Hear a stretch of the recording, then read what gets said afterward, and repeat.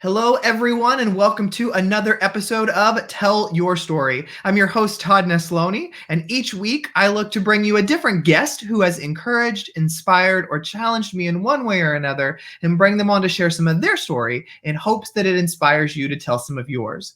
I am thrilled this week to have my special guest, Houston, on with me. Thank you so much for being here. Can I tell everybody who you are? I'm pumped. I want to know if I am in the category of inspired, encouraged, or challenged. You said those Let's are say the people all you bring three. up. Okay, all right. Nice. The trifecta.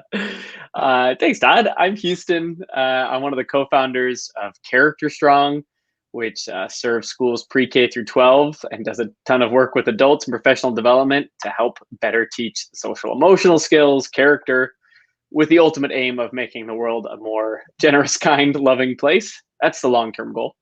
And I just recently published my first book called Deep Kindness, which aims to sort of rethink the way we think and talk about kindness in a world that I think needs a lot more of it. Well, and it is a fantastic book. I've had the chance to read it, and so definitely want to tell people listening to go check it out. It is amazing. But, Houston, before we jump into some of the book, I'd love to know, when you were growing up, what did you dream you were going to be, and does it align at all with what you're doing now? Well, my first memorable Halloween costume was a magician, and I wanted to be a magician. Uh, I don't remember when those dreams died. I don't know if they died or maybe they just refocused into something new. I through a series of circumstances, I broke my leg in high school. I was a big soccer player, broke my ankle, and it caused me to join the school musical. And so I fell in love with theater. And then junior year, I got invited to join the student leadership program at my school. And I fell in love with leadership and the ideas of serving and being, teaching and demonstrating compassion in my school was like my main aim. And so when I got to college, I realized that I could fuse the two of those together, and I could speak in schools and share stories that hopefully helped change people's paradigms around what it meant to lead or give or be kind. So that's kind of how I went from magician to storyteller to eventually curriculum developer. But I like to think of myself as a kindness advocate more than anything, which is magic. I think there's magic there. Well, see, and I think you should totally go and learn some magic tricks now that you can then incorporate into presentation. That would be the next awesome step. So you do this speaking, you get in front of others and share stories. Have you always been that comfortable in who you are and your voice, or was it something you kind of had to work up into? Todd, I got rejected from Oliver the musical when I was 7, and I've never forgotten it. I don't know. I think I've always had a sense for the stage. I'm an only child, so I don't mind the attention. Uh-huh. I think it actually took me. I think college was transformational in the sense of it was like that paradigm shift from I'm just doing this because I like eyes on me to I'm doing this because I think there's something important about sharing space and stories together. And so, yeah, I think I got more comfortable with the stage when I didn't have to pretend to be something on it. I was never a very good actor, but I've always liked the premise of storytelling and how storytelling can impact and change us. And so, yeah, I feel comfortable sharing my piece, even to the judgmental ears and eyes of middle or high schoolers. Well, you're up there sharing your story. You've also now got a book out, and you've got that being a success. Then you've got Character Strong and everything that's happening with that. And what I found though is no matter how successful we become or how many things work out well for us, there's still that ever nagging doubt that tries to creep back in and keep us from being our best selves. And so, what do you do to keep doubt at bay? Uh, I think there's a healthy balance of the doubt that sort of to make a sort of tangential distinction. Brene Brown says that guilt is not a bad thing. Guilt is a motivating emotion because guilt says I did a bad thing versus shame, which is I'm a bad person. Right. She says shame causes us to spiral and not move forward. It's paralyzing for a lot of us. I think doubt can be that, if sort of approached from the unhealthy sense of like, I doubt myself constantly. Mhm. But I think doubt can be a motivating thing, at least for me. Like I'm always thinking like there's a better way to serve the work. And I think what keeps doubt at bay for me is when we can make that doubt about the work and not about myself. Mhm. I think it frees you from taking it personally. Right. And as soon as we start taking things personally, I think we can get really frustrated and paralyzed in a lot of the work that we do, and not able to move forward. Um, but at Character Strong, we talk all the time about how this is about the work, and when it's about the work, there's a to butcher a bit and create a derivative of a G.K. Chesterton quote. He says, "How much bigger our life gets when we make ourselves smaller in it." And I love that when you do purposeful work, if you can center your energy on the clarity of the purpose of that work, and that thing is bigger than you, then the things that you're fighting for are bigger than what you're feeling in the moment. So I think it's okay to doubt that, like, the thing I'm doing right now, like, this is good, but we can always do it better for us, to serve students, to serve schools, to serve education. I love that. And you've also got this new book that's out. And like I said at the beginning, I've read it. It's fantastic. Where did this idea come from to put this kind of out there in the world? I think kindness is one of those weird things that everyone has some association with, right? No one I've ever talked to, and I'm like, what do you think about kindness? Like, it's all right. Like everyone has a pretty like shared agreement that like it's a good thing. I think that because of my chosen career path, I think I've spent a lot of time looking at the close, like, fine details of it. Mm. And there's a difference there, right? Between the person that visits the Louvre once and sees the Mona Lisa versus like the person who's an art historian, or the person who's the museum curator who works at the museum every day and sees it. You just start to notice details that other people don't, which is just the natural byproduct of staring at something longer. And I feel that way with kindness. Is like, I think I hold an opinion on kindness that is distinct from most of the world, simply because I've looked at it a little bit longer. Mhm. And that opinion is really, I think the way we speak about kindness in our culture right now is damaging, particularly in education. Having Yeah. spoken and worked with, I've spoken at 600 schools. Character Strong works with 2,500 schools, and probably 99% of them have kindness as a value that's important to them. It's a Mhm. part of their mission statement or their acronym or their motto. And I think, first and foremost, I think a lot of schools say, hey, we're about kindness here, but they won't always allocate the resources to teach the things that live beneath kindness. That's one of my big first frustrations, is like, you can't just ask kids to be kind, because kindness is an external manifestation of a whole lot of internal skills. Right. And if you don't teach the internal skills that live beneath it, we're asking kids to be a thing that they actually aren't equipped to do. Mhm. Which leads to the second thing, which relates to the first, which is, I think we oversimplify it. We have the poster I see most frequently in schools is throw kindness around like confetti. And it's well intentioned, because they're just saying we need more kindness. But Uh-huh. what it says unconsciously, subliminally, is that kindness is as simple or as easy or as free as confetti. Mhm. The thing I hear all the time from people who are like frustrated with the state of the world, which is most people right now, but people are like, why aren't people just more kind? It's free. And I'm like, no, it's not. No, kindness costs us something. If it was free, we would be living in a kumbaya world. Yeah. We're not, because kindness is expensive. Kindness costs us comfort. It costs us convenience. It costs us time, pride, ego, energy in order to show up. And I think if we don't change the way in which we even talk about the thing, Right. then we'll never allocate the proper resources to teach the thing effectively. So that's kind of why I wanted to write the book, because I think I've just looked at kindness for so long, and I'm like, there's this gap between what we say is important and what we're good at. And I think a big piece of that gap is simply in the way that the perspective we hold on this thing that we all agree is important, and yet we're all not very good at. Well, I think that's why the book really resonated with me is I loved just that fresh air of, it's not this froofy, fluffy thing that is so easy to do. Like you said, it's expensive and it takes work and it's hard. And what I found too is people trying to show kindness, it doesn't always work. And sometimes it can feel like that was a waste of time being kind. And so there's so much meat in there that I love that you dive into this. And so is that kind of where the idea behind the title came from? Yeah, the title originally was Confetti in honor of that poster that frustrates me. And then the publisher said, you shouldn't call the book the thing you don't want people to do. I was like, oh, Right. good point. So a big part of it was distinguishing. Okay, what's the difference between confetti kindness and deep kindness?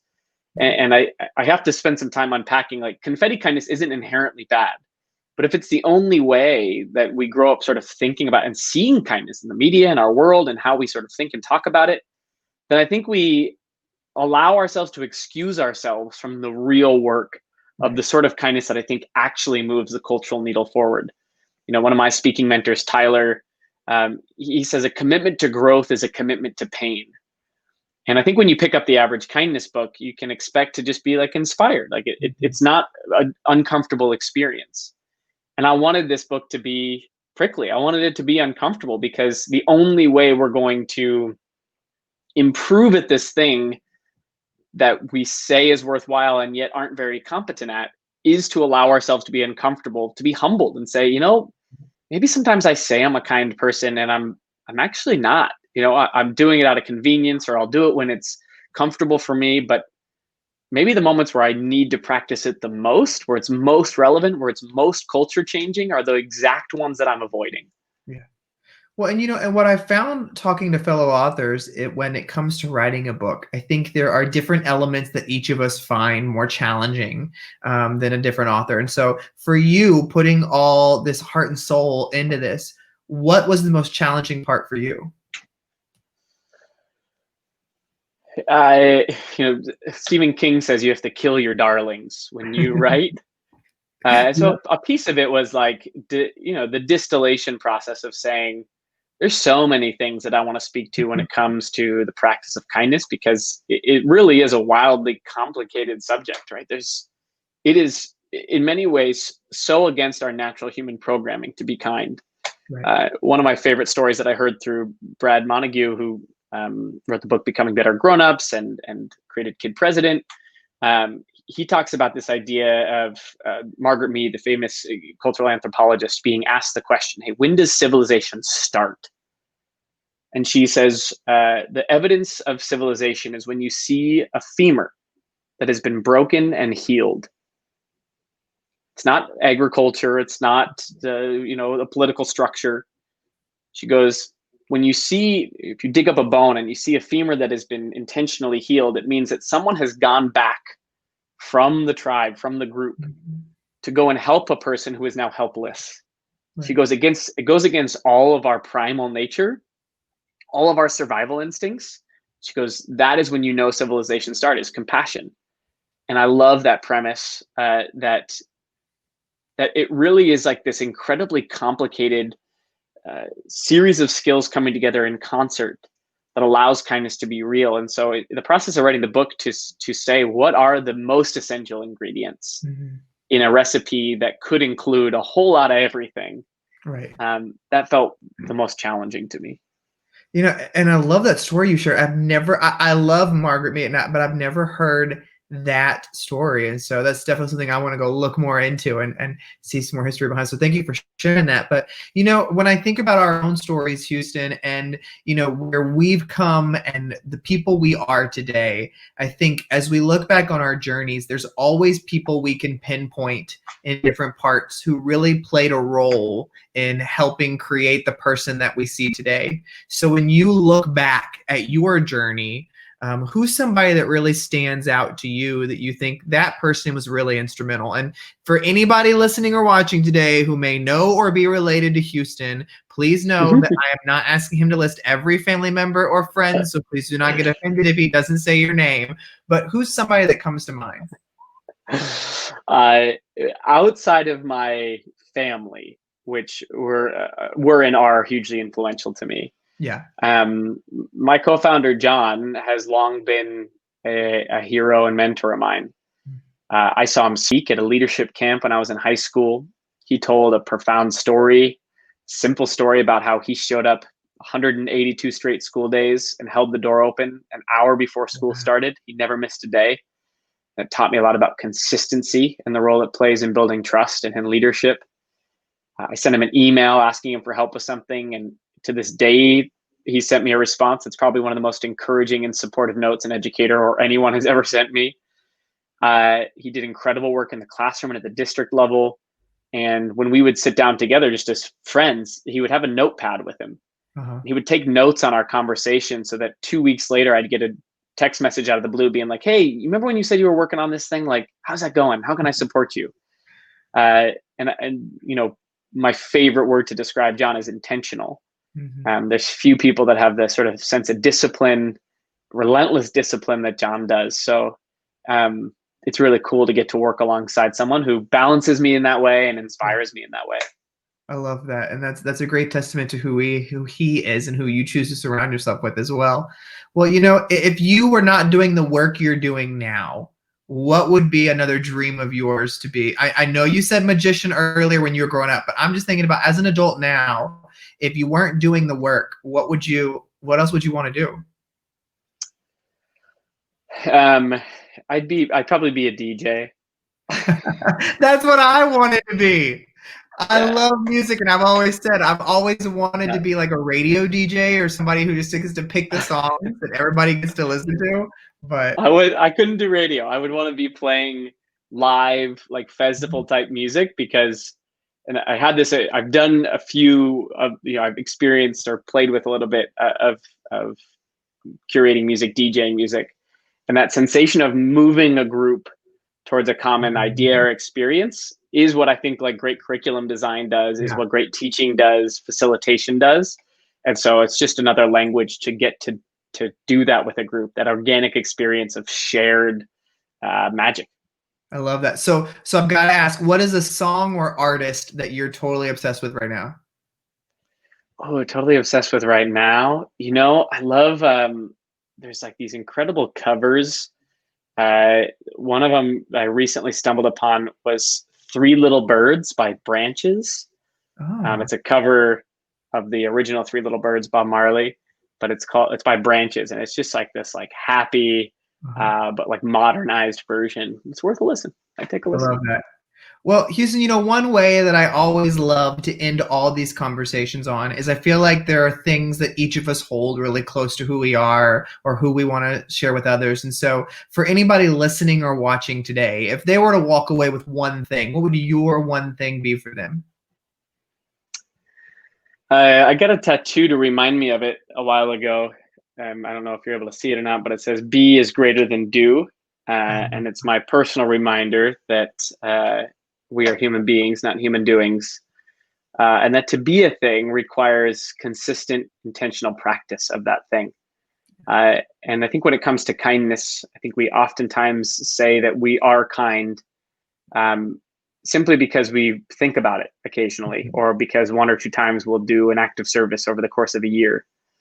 And my invitation or challenge to you would be, what's one small thing you do daily to become the thing that you say that you are?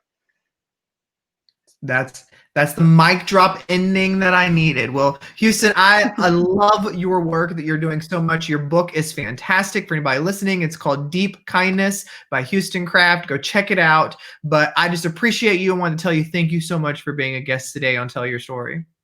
Thanks, Todd. Do it again sometime, man. And thank you everybody for listening or watching another episode. Remember, you can check out past episodes on iTunes, Spotify, YouTube, wherever you want to get it, it's there. I hope today's conversation with Houston has encouraged you to get out there and tell your story, because every story